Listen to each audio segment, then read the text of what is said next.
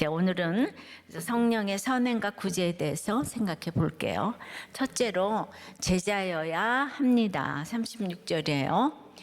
요빠에 다비다라는 여제자가 있으니 그 이름을 번역하면 도르가라, 선행과 구제하는 일이 심히 많더니, 이제 그 당시 다비다가 아람어이른가 헬라식의 이름을 이제 갖고 있었습니다. 헬라식으로는 도르가라는 이름이죠. 이로봐 그녀가 이제 헬라파 유대인이라는 것을 이제 좀 알 수가 있는데요. 성경의 토시 하나가 중요한데, 그래도 그 이름에 그 여자 이름인데 번역까지 했다는 것은 대단한 성령의 인정하심이죠. 마리아가 행한 일을 땅끝까지 기념하여 이제 주님 오시는 날까지 기념하여 전파하라고 그랬는데, 여기 이제 다비다도 그렇지 않은가 싶어요. 이 이름의 뜻은 둘 다 암사슴, 영양을 뜻하는데, 영양은 빨리 달리고 이제 품위가 있어서 은혜로움이나 혹은 아름다움의 상징이 되었어요. 그녀는 자신의 이러한 이름 뜻과 같이 누구보다도 선행과 구제에 그냥 열심이었던, 헌신적이었던 아름다운 이 심성을 가진 여성이었어요. 특별히 선행과 구제가 심히 많았다고 합니다. 생명의 말씀으로 사는 것은 나는 죽고 그리스도가 사는 것인데요. 그 남녀가 차별이 있고, 또 근데 이제 과부인 차별이 있는데, 과부인 그녀에게 제자라는 칭호가 주어지고 있는 것은 정말 믿음이 있다면 뭐 과부고 여자고 차별이 없다는 것을 보여줍니다. 이 사람도 이방 여자잖아요. 제자는 예수님의 길을 따라가는 자이죠. 예수님의 길은 가시밭길인데 그 길을 진정으로 가고자 하는 사람은 차별하지는 않죠.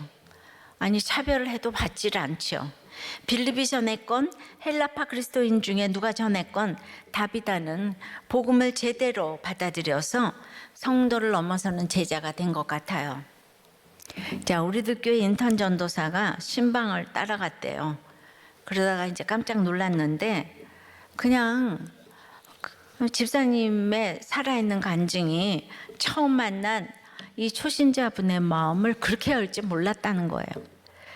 그러니까 그냥 수많은 공감과 그리고 교회 나오겠다고까지 약속하는 것을 보면서, 우리들 교회 성도님들은 안지나서나 복음 전파에만 관심이 있으시구나를 알게 되었다고 해요. 참으로 그 제자로서 선한 일에 친백성 되게 하는 거가 선행 아니겠습니까? 근데 본인은 종으로 살겠다고 헌신하며 살아왔지만, 제 안에 진짜 복음 전파의 사명이 그 확실한지를 깨닫게 되는 시간이었다고 합니다. 똑같이 설교를 들어도 툭 치면 나오는 간증이 되지 못하는 것은 아직 제자가 되지 못해서 이제 그렇죠. 무서운 사건이 있어서 우리들 교회에 왔고, 또 무섭게 반대하는 결혼 때문에 우리 모두의 안타까움을 유발하며 기도를 많이 받고 결혼을 해서 아이까지는 않는데, 요즘은 멀리 갔다고 나눔을 하는 목자님의 나눔을 읽었어요. 이분에게 간증이 많지만 정돈이 안 돼가지고 이렇게 탁탁 나오지 못하네요. 제자여야 제대로 된 선행과 구제를 할 수 있다는 것이에요. 자, 적용해 보세요. 여러분은 제자입니까? 어디서 많이 들었네요. 관람객입니까? 성령의 선행과 구제 두 번째는, 자기 죄에 절망하는 사람이 선행과 구제를 제대로 하는 거죠. 36절부터입니다.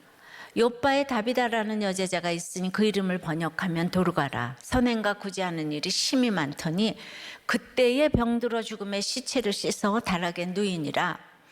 베드로가 일어나 그들과 함께 가서 이르매 그들이 데리고 다락방에 올라가니 모든 과부가 베드로 곁에 서서 울며 도르가가 그들과 함께 있을 때에 지은 속옷과 겉옷을 다 내보이거늘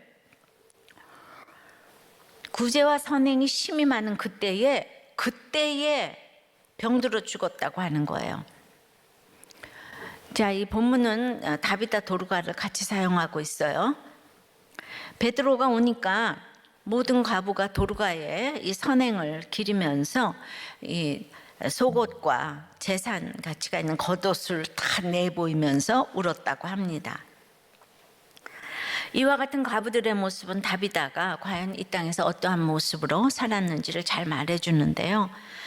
실로 많은 사람들이 그녀의 죽음을 진심으로 안타까워하며 애도하게 할 만큼 선하고 아름다운 삶을 살았습니다. 그래서 죽음이란 이 땅에서 어떠한 삶을 살았는지에 대하여 가장 정확한 평가를 내리는 어떤 그 시금석이라고 할 수가 있습니다. 잠언 11장 10절은 의인이 형통하면 성읍이 즐거워하고 악인이 패망하면 기뻐 외치느니라. 여러분이 죽은 후 어떤 평가를 받을지 생각해 보셨습니까? 예, 생각해 보세요. 여러분을 그리워하며 애통할까요? 참 그 남자, 그 여자 잘 죽었다고 기뻐할까요? 그런데 도르가의 선행과 구제가 힘이 많아서 살려주신 것 같지 않아요? 여기에 여러분들이 성경 지식이 많이 없고 큐티 제대로 하지 않으면 문자적으로만 성경을 읽게 되면 도르가의 선행과 구제가 힘이 많아서 꼭 살려주신 것 같아요. 그래서 우리는 늘 성경을 읽으면서 이 행위를 경계해야 하는데요. 항상 사람이 영광받는 것을 굉장히 극도로 조심을 해야 되고요. 그러니까 애니아도 중풍병을 8년간 앓다가 거기 보이는 선행이 없어요. 선행으로 구원받은 게 아니고요. 아무 공로 없이 또 값 없이 구원을 받았습니다. 다비다는 어찌 이렇게 그런데 선행과 구제가 힘이 많았는지 이런 거를 띵크를 해봐야 되겠죠. 이 선행과 구제가 힘이 많더니라고 표현한 것은 정상적이 아니라는 거예요. 그러니까 그냥 흘러 넘쳤다는 거예요. 가만히 있어도 선행과 구제가 저절로 되어지는 거예요. 내가 하려고 노력할 필요도 없이 그냥 넘쳐서 이게 자기 노력으로 하는 게 아닌 거예요. 자기 노력으로 하니까 생색이 그렇게 넘치죠. 그래서 마태복음 18장에 보면 예수 그리스도의 비유에 등장하는 한 관원이 있어요. 왕으로부터 도저히 갚을 수 없는 1만 달란트의 큰 빚을 이제 탕감받은 자 얘기가 나오는데 그야말로 이제 큰 은혜를 받았습니다. 그럼에도 불구하고 그는 그래 탕감받고서는 나가가지고는 자신에게 100데나리온의 적은 빚을 진 이 동료의 목을 붙잡고 나한테 진 빚 갚으라고 목을 그냥 쫄르면서 그 못 갚으니까 그 동료를 옥에 가두어 버렸다 그래. 동료라고 그래. 지나가는 사람 뭐 돈 꿔주지 않았겠지만 이 사실이 곧 임금에게 알려지게 되었죠. 그리고는 그 결과 그는 어떻게 되었나요? 탕감받은 모든 은혜를 빼앗기고 자신이 진 빚을 갚기까지 영원히 옥에 갇히는 신세가 이제 되고 말았다는 거죠. 32절 3절입니다. 그러니까 이에 주인이 그를 불러다가 말하되 악한 종아 네가 빌기에 내가 네 빚을 전부 탕감하여 주었는데 내가 너를 불쌍히 여긴가 같이 너도 네 동료를 불쌍히 여김이 마땅하지 아니하냐. 여기서 기가 막힌 거는 이 악한 종도 빌었다는 거예요. 빌 수가 있다는 거예요. 기도했다는 거예요. 그러니까 사죄를 경험하지 못하고 얼마든지 악을 쓰고 기도할 수가 있는 거예요. 어찌나 간절한지 그 기도로 하나님도 잠시 응답해 주셨다는 거 아니에요? 그래서 탕감해 줬잖아요. 그래서 기도했더니 돈도 벌고 자식도 붙고 사업도 잘 될 수 있는 거예요. 그것도 $10,000의 학교를 붙었어요. $10,000의 결혼을 하고 $10,000의 직장도 되고 지금 그랬다는 거예요. 이 죄사함을 모르고 이렇게 돈을 벌고 아이는 학교를 잘 가고 그러면은 이 100데나리온 빚진 자를 무시하잖아요. 무시하는 정도가 아니고 그러니까 돈 없는 100데나리온 빚진 자를 무시합니다. 어찌 사람만 내 이야기겠습니까? 우리가 조금만 잘 되면 그렇게 건방을 떱니다. 이렇게 될까봐 하나님은 내가 교만하게 될 환경이라면 돈도 주시지 말라고 기도해야 돼요. 학교도 보내지 말라고. 교만하게 될 환경이라면 이 결혼도 시키지 말아달라. 특히 로또는 정말 붙지 않게 해달라고 기도를 해야 돼요. 이 로또는 정말 망하는 거예요. 그 사람이 돈이 있다는 소문이 나봐요. 제대로 제명해 죽은 사람이 없어요. 내가 돈이 있어. 그거는 아주 모든 사람의 화살, 관역이 되는 거잖아요. 그러니까 진짜 이 과부에 돌아다녔으면 돈 버려, 몸 버려 순식간에 했을 거라고. 제가 여기까지 살아온 것은 정말 이거는 기적이지만은 그러니까 지금 이런 기도를 하면 안 되는 거예요. 왜냐하면 34절에 그 $10,000는 거의 20만 년 정도 갚아야 될 빚인 거거든요. 그러니까 다 갚도록 옥졸들에게 붙이시니라처럼 영원토록 영벌에 처해지는 이 지옥행일 수밖에 없기 때문에 나한테 맞지 않는 옷을 그런 학벌과 옷과 명예가 왔다가는 영원토록 지옥으로 간다 이거죠. 그 나를 괴롭히는 옥졸들, 고문하는 육적, 정신적, 영적인 고통이 끝없이 온다는 거예요. 오지 않아야 될 돈과 명예와 사람이 내 옆에 오게 되면은 이제 끝없이 괴롭힌다는 거예요. 그러니까 이 100데나리온을 이제 갚지 못한 자를 용서하지 않잖아요. 이 1만 달란트 탕감받은 사람이.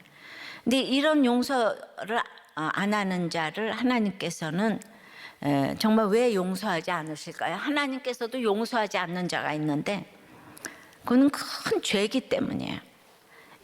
인간적으로 생각하면 끝까지 용서하라면서요.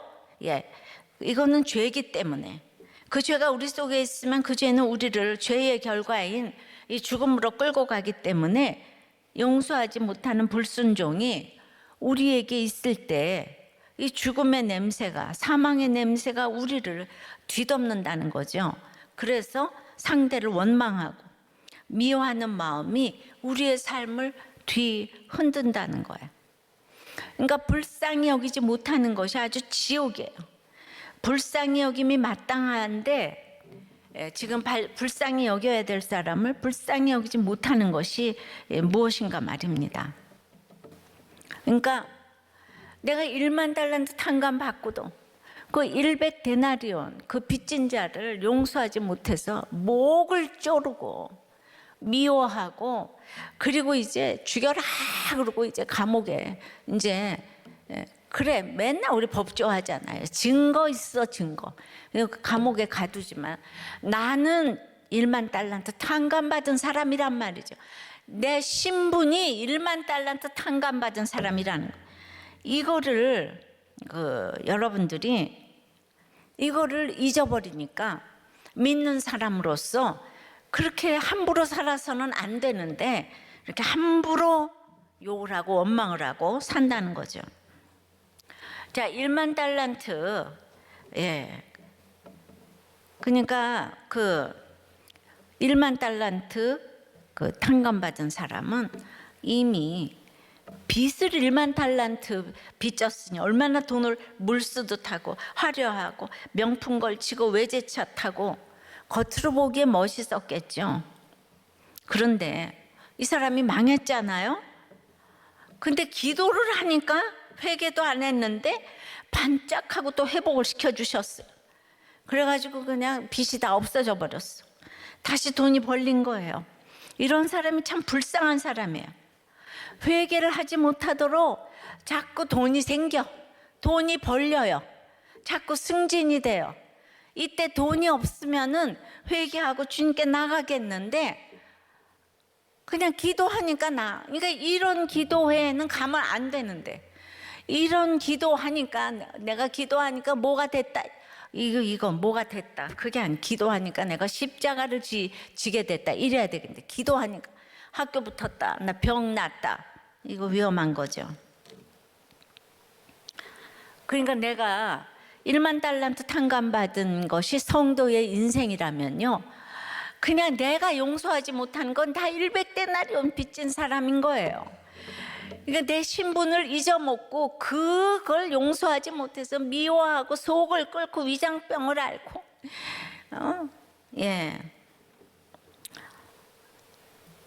다비다는 10,000달란트를 빚진 것처럼 자기의 죄가 닥털같이 많다는 것을 압니다. 이런 죄가 사해졌으니까 갚아도 갚을 길이 없는 은혜라는 것을, 갚을 길이 없는 은혜라는 것을 알아요. 내가 그 은혜를 깨달았어요. 그러니까 100데나리온 빚진 자를 목 조르고 옥에 가두지 않아요. 아무리 어쩌고 저쩌고 해도 나는 1만 달란트 탕감받은 자예요. 자, 그러면 한 데나리온은 노동자 하루 품삯이라고 하죠. 그 6,000데나리온이 한 달란트라고 해요.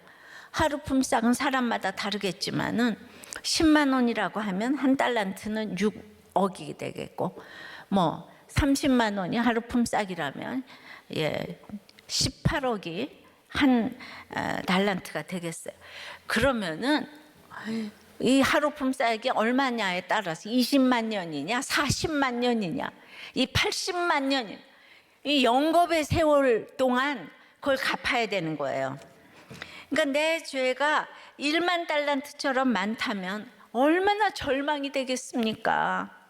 그걸 값없이 도말해 주셨는데 그 은혜를 잊고 이 땅에서 그 깜도 안 되는 100데나리온 빚진 자를 날마다 목 조르고 옥에 가두고, 용서 못해. 나는 용서 못해. 이게 주제가가 돼가지고 그러는 사람이 교회를 나가면 뭐하고 성경을 읽으면 뭐 하겠습니까?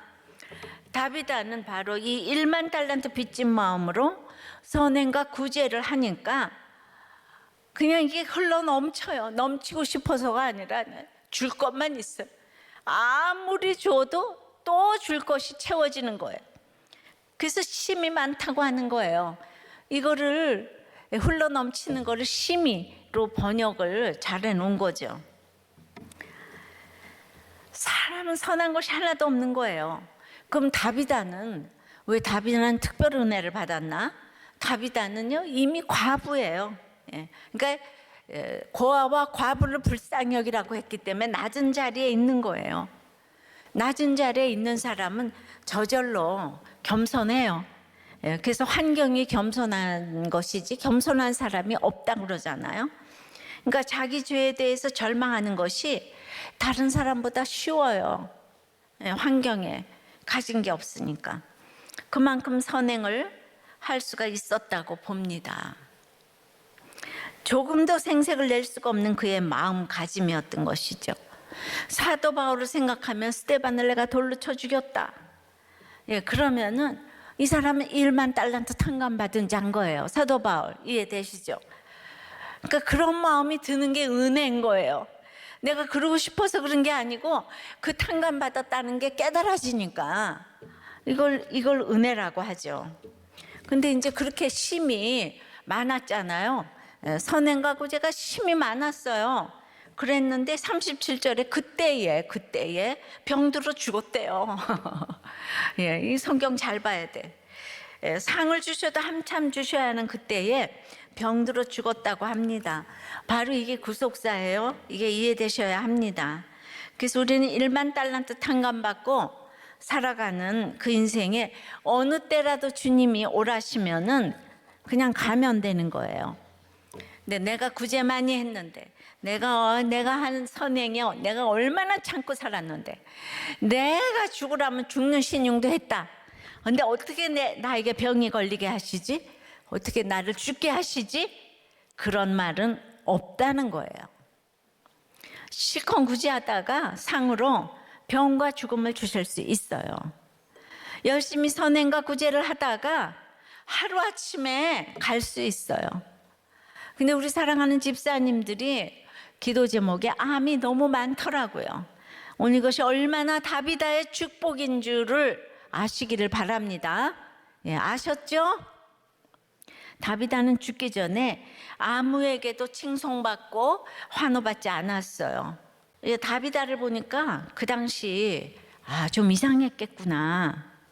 꼭 오늘 떠날 것 같은 태도로 살았기 때문에 오늘이 마지막이니까 선행과 구제를 심히 많이 할 수 있었겠죠. 그렇다고 오늘 마지막이라고 돈을 다 버리려는 거는 아니에요. 예, 오늘 또 나는 사과 한 그루를 심어야 되는 거죠. 예, 이걸 잘 들으셔야 돼요. 그러니까 1만 달란트를 생각하면 그런 일이 쉬워요. 내가 1만 달란트 탕감받은 자다. 그러면 이 마태복음의 18장에 나오는 이 선행은 무엇일까요? 용서를 최고로 치는 거예요. 70번씩 7번이라도 용서하라고 하세요. 그런데 1만 달란트 탕감받은 그런 태도라면 용서 또한 쉬울 수밖에요. 자기가 하는 게 아니니까. 자기 죄를 그 주홍빛같이 붉은 죄, 닥털같이 많은 죄를 보면서 그런 사람이 무얼 못하겠습니까? 예, 나 같은 죄인 살리신 주 은혜 놀라와. 그래서 용서는 최고의 복수라고 했잖아요. 그래서 헬리나우에는 용서를 사랑할 줄 모르는 이에게 베푸는 사랑이라고 했어요. 우리가 이제 1만 달란트 빚 반드시 갚아야 되잖아요. 예, 절박한 심정으로 갚아야 되는 것이 빚이에요. 복음의 빚진 자의 마음이 바로 그것이고 택자의 마음이에요. 절박한 심정으로 복음을 안전하면 그냥 그 빚진 자의 마음과 다름이 없는 거예요. 근데 그걸 탕감받고 적극적으로 복음을 안전하면 주인이 옥절들에게 붙인다잖아요. 은혜 많이 받고 배운 망덕을 하면은 옆에서 다들 심히 민망히 여기는 거예요. 1만 달란트를 탕감받은 인생은 결초 보은해야 되는 거예요. 이미 자기 인생이 없어요. 갚아준 주인의 것이에요. 주인의 종이에요. 그러나 종 노릇을 제대로 안 하면 감시자가 있다는 거예요. 너무도 대단한 인생이 됐기 때문에 내가 왕궁에서 살려면은 이제 이렇게 나를 호위하는 사람들이 다 생기잖아요, 그죠? 그러니까 그 감시와 구속은 기쁜 구속이고 감시인 거예요. 항상 편한 것이 좋은 것은 아닙니다. 그래서 대가족, 할아버지, 할머니, 엄마, 아빠, 삼촌 같이 사는 집을 부러워해야 되는 거예요. 인간은 원래 할 수 없는 죄인이라 구속하는 제어장치가 감사한 거예요. 그러니까 대통령이 되면은 이 제어장치가 따라요. 버스도 못 타요. 대중탕도 못 가요. 그래서 그 구속이 싫다고 대통령 못 해먹겠다고 그러면 되겠습니까? 그런 사람은 없어요. 그렇게 말하면 이상한 거예요. 대통령 못 해먹겠다 이러면 또 그것도 어디서 들은 기억이 나는데요. 그렇게 하면 이제 안 되는 거죠. 적용을 해보세요. 자기 죄에 대해 절망하는 만큼 행한 이 선행과 구제는 있습니까? 무엇입니까? 그 한마디로 선행은 구원의 일인 거예요. 구원의 일보다 아름다운 일은 없습니다. 1만 달란트 빚진 자처럼 기쁘게 참고 인내하며 걸어가는 길이 가장 선행인 거예요. 생색이 날 수가 없는 거예요. 맨날 돈 주고 먹을 거 사주는 게 선행과 구제가 아니에요.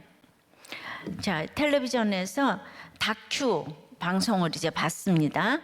73세 딸이 96세 치매 어머니를 돌본 지 이제 8년이 되었는데, 남편도 경비를 하다가 뇌경색으로 쓰러져서 6년간 같이 병수발을 했대요.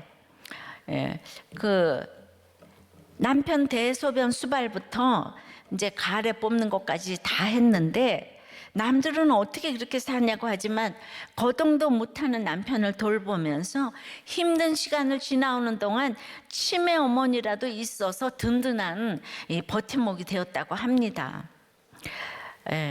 근데 그 이분이 목 디스크까지 심해서 손도 떠는데 게다가 세탁기도 없다는 거예요. 손빨래를 다 한다는 거예요. 근데 이 힘든 상황에서도 내가 아프면 어머니를 누가 돌보나 하면서 어머니만 생각하면 죄송한 마음에 눈물부터 나오신답니다. 얼굴만 봐도 나효녀 이렇게 써있는 딸을 보면서 목소리나 말투도 너무나 천사 같습니다. 이분은 정말 다비다 같이 과부이신데 이분보다 더한 구제와 선행이 심이 많으신 분이 계시겠어요? 정말 없어요. 이분이 정말 예수 믿는 분이 아닐까, 믿었으면 너무 좋겠다라고 생각을 했는데 모르겠어요. 그런데 이제 방행가에 입춘대길이라고 크게 써 있는 건 봤어요. 예, 그랬더니 아까 이 부목사님이 우리 교인 집에 가도 입춘대길이 써 있어요. 이래서 내가 정말 그 확실히는 못하겠습니다. 그런데 어쨌든 세상은 이렇게 이제 선한 얘기를 이렇게 하는데, 우리 목자님의 이제 큐티 나눔 중에서 이분은 오늘은 어버이날입니다. 어려서부터 오빠에 대한 열등감으로 부모님에게 돈으로 오빠보다 더 많이 받는 것이 사랑의 표현인 줄 알아 돈에 대한 가치관도 올바로 정립되지 않아서 자라면서 거짓말하고 돈 타고 상의 없이 또 이혼하고, 이혼 후에 유학도 안 보내준다고 원망하고, 아이들도 이혼하고 못 키우게 했다고 원망하고, 장사하고 망해서 부모님을 또 힘들게 하고, 일일이 너무 많아. 오히려 제가 부모님께 상처를 드려 가슴이 무너지게 해놓고, 아빠가 돌아가실 때도 아프다고 병원에 가신다고 하는데 아프긴 어디가 아프냐고, 엄마가 응급실로 지금 입원해 있는데 나보고 어떡하라고. 그래서 아빠가 이제 혼자서 병원에를 이제 가셨는데, 그렇게 병원에 가셨다가 석 달 반 만에 퇴원도 못 하시고 돌아가셨다는 거예요. 그 길로 병원에 입원하셔가지고. 그러니까 제 이혼 후에 술 드시고 소리 지르시고 엄마한테 화내시는 모습에 표현 못하는 아빠의 성격에 술을 더 많이 드셔서 그러셨을 텐데, 오히려 제가 집 나갈 거라며 큰 소리를 지르고 화를 내며 대꾸도 안 했었습니다. 야곱을 이스라엘로 부르시고 하나님을 알려주시고 와서 들으라고, 가까이 와서 들으라고 하신 하나님의 명령에 주의를 기울이지 않아 부모님께 받은 상처가 내 스스로 받은 것이지 부모님이 주신 게 아닌데, 내 자신을 직면하지 않고 인정하지 않는 완악하고 교만한 저 때문에 부모님이 저의 구원 때문에 수고하시고, 엄마는 아직도 반백살 먹은 딸 때문에 밥해 주시고 빨래해 주시고 아직도 그러고 있으십니다. 참으로 이러면서 이제 그 엄마도 한 공동체 안에서 묶여 말씀으로 목장에서 나누고 가시기를 이제 간절히 기도하는데, 그 진정한 성령님의 임재로 내 힘이 아닌 하나님의 열심으로 잊혀진 것 같은, 또 버려진 것 같은 시간 속에서 평안을 주시길 간절히 소망하여 나를 건져주시고 살려주신 예수 그리스도 이름으로 기도한다고 우리 카톡에 나눔을 썼어요. 그럼 아까 첫 번째 나온 그 딸은 너무 효녀 같고 이 딸은 너무 불효녀 같습니까? 그러니까 지금 있잖아, 이게 구제와 선행이 뭐가 구제와 선행인지 우리가 헷갈리잖아. 그러나 현재의 고난은 잠깐이요 장차 이루어질 영광과 좋게 비교할 수 없기 때문에 이 땅에서 아무리 효녀를 해도 예수를 안 전하면은 그것처럼 불효녀가 없어요. 그런데 여기는 지금 엄마의 구원을 위해서 기도를 하잖아요. 그리고 회개를 하잖아요. 내가 얼마나 죄인이었는가를 1만 달란트 탕감받은 사람처럼 그냥 조목조목 다 지금 알고 있잖아요. 이제 공개적으로. 이게 가장 효녀라는 거를 여러분들은 인정하십니까? 인정하세요? 예. 그러니까 예. 이런 딸을 보면 아유 나는 저런 딸 안 나서 다행이네. 여러분들 그러시겠어요? 예. 그러니까 우리가 효의 개념이 너무 이제 다른 거예요. 믿는 우리하고 성령의 선행과 구제와 이 땅의 선행과 구제는 너무너무 이제 이렇게 다른 거예요. 그래서 성령의 선행과 구제는 세 번째는 영생을 선물로 주신다는 거예요. 37절서부터 예, 봅니다. 그때 병들어 죽었어요. 그런데 시체를 씻어 다락에 누이니라. 루다가 요바에서 가까운지라 제자들이 베드로가 거기 있음을 듣고 두 사람을 보내어 지체 말고 와달라고 간청하여 베드로가 일어나 그들과 함께 가서 이르매 그들이 데리고 다락방에 올라가니 모든 과부가 베드로 곁에 서서 울며 도로가가 그들과 함께 있을 때 지은 속옷과 겉옷을 다 내보이거늘 우리의 생명이 끝나는 날 사람들의 반응이 어떻겠어요? 얼마 전 설교했던 우상숭배자 아까 이세벨이 죽었을 때 백성들의 반응은 장례를 치르지도 않고 나봇의 포도의 시체를 내주어서 개들이 와서 핥아먹게 하고 고기를 먹게 하는 거. 이게 영벌이 있다는 걸 보여주는 거죠. 이 땅에서 최고의 황제로 살아서도 죽자마자 이렇게 되는 거를 이 세상 사람들에게 보여주고자 하는 하나님의 그 사랑인 거예요. 영벌이 있다는 거예요. 영생이 있기 전에 영벌이 있다는 거예요. 그러니까 40절 40절부터 보니까 베드로가 사람 다 내보내고 무릎을 꿇고 기도하고 돌이켜 시체를 향하여 이르되 다비다야 일어나라 하니 그가 눈을 떠 베드로를 보고 일어나 앉는지라. 베드로가 손을 내밀어 일으키고 성도들과 과부들을 불러들여 온 요빠 사람이 알고 많은 사람이 주를 믿더라. 다비다가 병들어도 과부여도 천국을 누리며 갔다는 것과 이미 영생에 속한 자라는 것을 이 땅의 사람들이 알아야 되잖아요. 다비다만 누리고 가면 안 되잖아요. 그러니까 그거를 이 땅의 사람들이 알게 하기 위하여서 이제 일사불란하게 사람들이 움직이는 거예요. 시체를 씻었어요. 장례는 치르지 않았어요. 다락에 누웠어요. 그리고 베드로를 청했어요. 그리고 부활 신앙을 가졌어요. 다비다를 살려주실 거라 믿었어요. 그가 믿음의 여인이라는 것을 아는 제자들이 있었기 때문이죠. 죽은 후에 다비다의 진가가 나타납니다. 죽은 후에 우리 엄마의 진가가 나타납니다. 이 다락방은 생명의 역사가 일어나는 곳이죠. 열왕기상 17장 19절에도 엘리야가 아이를 살려주죠. 죽은 아이를 살립니다. 또 열왕기하 4장에도 이 수넴 여인의 그 아이를 또 엘리사가 살려줍니다. 예수님도 야이로의 딸을 그 다락방에서 살려줍니다.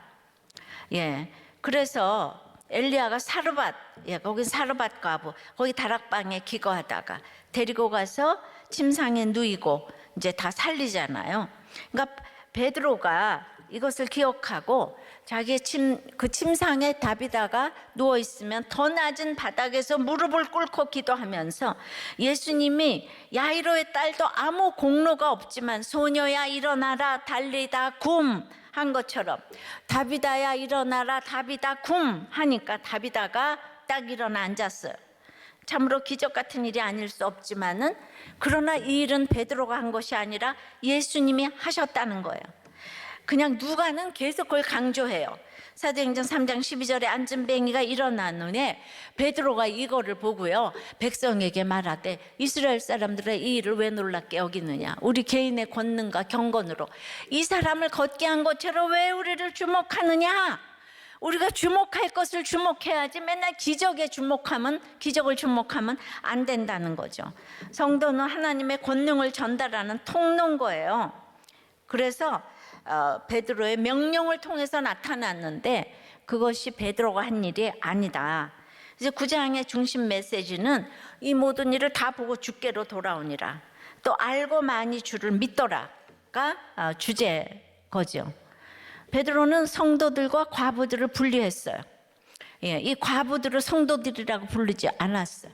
일반 사람들도 다 이렇게 선행을 이제 차별해가지고 이 사람한테 선행을 베풀고 안 베풀고 그런 게 아니고, 여기 보니까 성도가 있고 제자가 있고 과부가 있어요. 다 보세요. 근데 모든 과부들이 도루가의 죽음을 보고 이제 슬퍼했죠. 네. 그래서 베드로는 루다와 요빠에서 두 가지 큰 이적, 중풍병자 고치고 죽은 자를 살렸는데 마치 주님의 공생의 사역을 보는 듯 했습니다. 주님은 일찍이 당신을 믿는 자는 같은 능력을 행하게 될 것이라고 했습니다. 적용해 보세요. 병들어도 영생의 확신이 있습니까?